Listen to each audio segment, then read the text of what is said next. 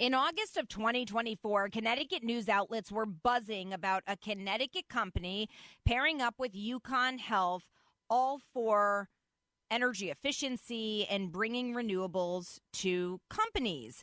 And when I first heard about this, I thought, well, we need to highlight this. I feel like this is going to be a really big deal. And needless to say, 6 months later, in the State of the State address, Governor Lamont name drops Budderfly. And I thought, well, that's enough. I have to have them on. And so I'm very excited for the first time to have founder and CEO of Budderfly here on the show, Al Subbloie. And Al, thank you so much for being here. First of all, introduce yourself to our WICC audience, who you are, and the makings of Budderfly. Very exciting stuff. Thanks, Melissa. I appreciate being on the show. Really excited to chat with you about it. So I was kind of born in Connecticut. I've gone to school here, including Trinity College in Hartford, and have built 3 companies in the state of Connecticut. I'm a lover of many years of where we are, but also have an entrepreneurial spirit. And you know, a good portion of the team at Budderfly obviously comes from Connecticut. And this latest, Budderfly was designed to solve really what is a major problem right now. But most importantly, Melissa, is you have to use capitalism to save the world. And what I mean by that is there's a big efficiency pickup if people were to invest in all the things, all the newer technologies available to lower the use of energy. And we've built a company that has a very unique way to get that done very quickly, including using our own capital to do that. So tell us, Al, how does Budderfly work? So let me give you the problem first, and I'll try to keep it simple. Most people ignore all things energy, air conditioning units, lighting, insulation, et cetera.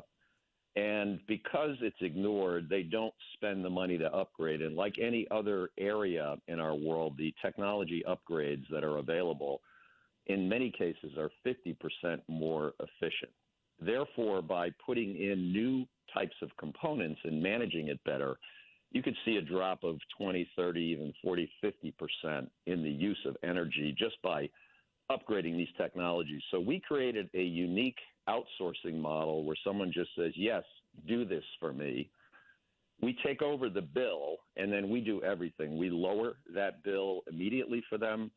We then upgrade a lot of the components using our own capital, and we share in that benefit as part of our business model. So the customer really doesn't have to do much at all, and they don't have to outlay any capital whatsoever, because there's a payback over about a 10-year period that exists, and Budderfly's sort of unlocked that payback. We can make money, but we're the last ones to get paid only if we achieve the efficiency goals. The customer gets theirs, and they get really free upgrades. So you're taking all the heavy lifting out, essentially. The only thing I'm mad about here, Al, is that you're doing it for companies. Can you do it for my house? I'm serious. You know, it's such a brilliant concept. And it's obviously a bigger impact when you're doing it for major buildings. Or, for example, when you go back to UConn Health, this was deployed on their Farmington campus back in 2024. But I would think this model, people would want this for their homes. When you look at the energy issues that ratepayers are facing right now in Connecticut, I would think they'd want this model for their homes. Well, listen, Governor Lamont and I have discussed this, and like anything else, and Melissa, you know the reality of building a company growing at 50% a year in terms of the Budderfly employees throughout the country. Our hair's a little bit on fire in our growth curve. There is the exact same benefit in the residential market, and obviously with all the noise going on with energy, I can tell you right now the best kilowatt and the cheapest kilowatt is the one you don't use. Not the one you have to buy solar and wind and spend money to power, but we would all be much better off if we could just lower the entire footprint by about 30%. We'd solve an awful lot of problems right now in the state of Connecticut. And how do you suggest we do that, Al Subbloie? Well, listen, if people want to try to do this on their own, you can do it. It's a problem, though. Like, we all live our lives every day. We're not experts in a lot of these technologies. Hopefully Budderfly will move to the residential market. We'll solve some of those issues. But honestly, in the commercial market, that opportunity exists. And, we're adding 2,000-3,000 locations on an annual basis right now. Wow. We've gotten to be fairly large. I think we're the fastest growing company in the energy space in the United States, which is a testament to the Budderfly employees, but also the model itself. Wow. So this is really cool, Al. And again, I want to also note that you're based in Shelton, right? But you're now going, it sounds like national. Your model is going national. Well, it already is national. We are already in 50 states. We're pretty well balanced, although we have a pretty heavy footprint in Connecticut just because we're from here. Sure. About 60%, we're about 420 people strong right now. And the majority of the employee base is in Connecticut. We continue to hire. Saving the world isn't easy, but it can be profitable for everybody. The customer, Budderfly, our investors, as well as reducing carbon footprint. I'm a big believer in aligning capitalism with saving the world because you need a lot of money to make change. And we've created and kind of unleashed a model to be able to do that for everybody. Al Subbloie is here, who is the CEO and founder of Budderfly, a Shelton-based company that has gone national. And it is lowering our carbon footprint here in Connecticut and many other states with the technology that they are installing in different companies. And I want to use UConn Health as an example, Al. This is where it really came to my forefront. And I thought, man, we got to get connected to these guys and really understand what they're doing, because it's unbelievable. I mean, the innovative technology being used. I remember pretty, I think, detail-oriented. I remember vividly that one of the articles had highlighted some, like, ultra-high performance heating and air conditioning, HVAC work. Am I on the right track with UConn? Am I quoting that correctly? I don't remember exactly, but I feel like that was something that was highlighted when the partnership came to be with UConn Health and Budderfly. You are right on with your comment. And the reality is there are a number of really high-efficient technologies that are tried and true and really work. And again, because people aren't in the business, and even you when you're home, you're not thinking about this every day. So right. We built a company with, 50 engineers in it that really study, pilot, test, and make these things work. And at UConn, obviously the folks at UConn would love to save dollars for a lot of reasons, equally important, save carbon. So the first site we're doing there, we're testing some of these newer technologies for them with a goal to roll that out and scale it, and hopefully throughout the rest of Connecticut, lower some taxpayer dollars here if we can. But the technologies are pretty simple by managing. There are things called energy recovery ventilators. When you marry them up with HVAC units, you're recycling temperature in air as opposed to trying to use an air conditioning unit to cool it. It's a lot cheaper to do that. So there are a lot of different ways. There's also geothermal technologies, and we've actually installed a number of these actually in Connecticut that are 50, 60, sometimes 70% lower energy use. That's ridiculous when you think about it. That's wild. And here we're all arguing over, ratepayer dollars. We're arguing over where do we get source of power? I just like to remove a third of it. I think it's a lot easier to do that. And we do that we use our own capital. We've raised about $1 billion. We're investing heavily in this right now. Wow. So that was going to be a question I had for you, Al, which is how do you fund this? Like, so for example, the partnership with UConn, how was that fund? Where did that money come from to put this technology in place? Comes from Budderfly. Wow. Melissa, if you put your pen to paper and you look at the opportunity, there's money to be made in reducing energy. You just have to put it over a period of time that has an amortization period that everybody wins. We typically do that over 10 years, and we bear the risk to get there and the expertise to make it happen, and we use our own dollars so our investors can make money, and we just do the upfront investment. Harder to do that when you're the government, right? You have to spend money with a 10-year return. Sometimes that's a difficult sell.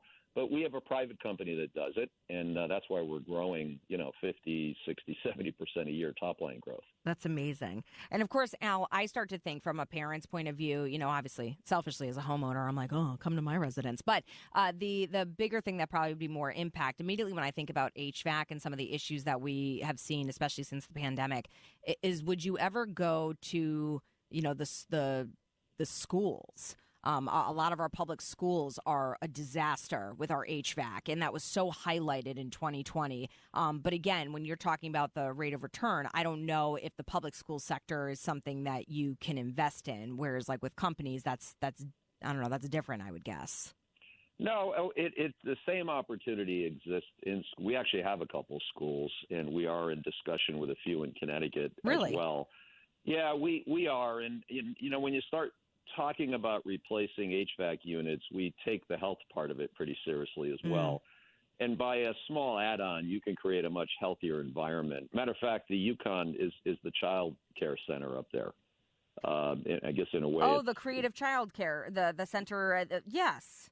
It's a smaller building to get started, and size doesn't matter in terms of, making sure that everything works well so we can roll out at scale.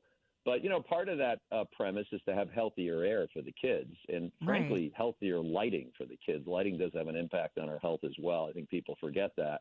But we take that seriously. We might as well, if we're going to be upgrading everything, let's do our best to make the environment a lot healthier, through better upgrades and making sure that we can put special filters in some of the HVAC units that we implement. Okay, well, now I've gone down the rabbit hole because, of course, I'm now going to ask the question of if there was a school district, for example, that thought, you know what, I want to partner with Budderfly. How do you even go about that? Or a company that's listening saying, hey, I'd love to make, our campus, it could be a huge corporation, whatever the case, I want to be more energy efficient. This makes sense to me. How do they even go about, brokering a deal with you? Well, just contact us, butterfly.com. We've got a tremendous website, great ways to access terrific team members at Budderfly, a lot in Connecticut, a lot outside Connecticut, but we'd love to. And we're easy to work with. We walk in, we'll take a quick look at the location. It really takes us a couple hours. And, within a week or two, we have a proposal. But keep in mind, you're not spending anything with us. We spend all of our money, and we're totally transparent. We show everybody what everything costs, just so people are aware of it. We're only making our money when we achieve that 30% reduction in energy use. We made a very clean agreement with the customer. Right. I was going to say, so Al, there have to have been situations where you've gone in and you've said, this is just not worth our investment. You're either doing enough or even if we came in with our technologies, it's not going to do enough for us to make an investment back. So we wouldn't partner with you. Have you been in that situation before? We have. It's typically in the larger facilities. And when I say larger, could be above 200,000 square feet. Oh, wow. And our model does work there. But, Melissa, when you look at this country, we've allowed I call it the energy infrastructure. We've allowed it to age. We just, we don't replace things until they die. Yeah, no kidding. and an HVAC unit has a life of maybe 12 to 15 years. But people have units that are 18, 20, 30 years old. But more importantly, the efficiency difference between a 15-year-old unit and today's unit is 50%. I mean, that's an incredible reduction in energy.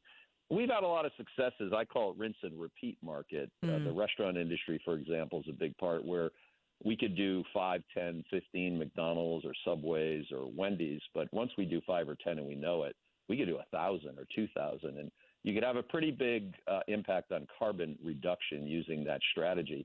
But schools are ripe for this. A lot of the schools are aging. Again, we use our own capital, and we have a real simple 2-3 page agreement, which has really worked well, obviously, in the UConn group. But that's actually the healthcare center. But the university would have the same opportunity. I'm going to just write a little quick note to my school district over here and just say, hey, a little birdie told me about Budderfly. You should just check it out.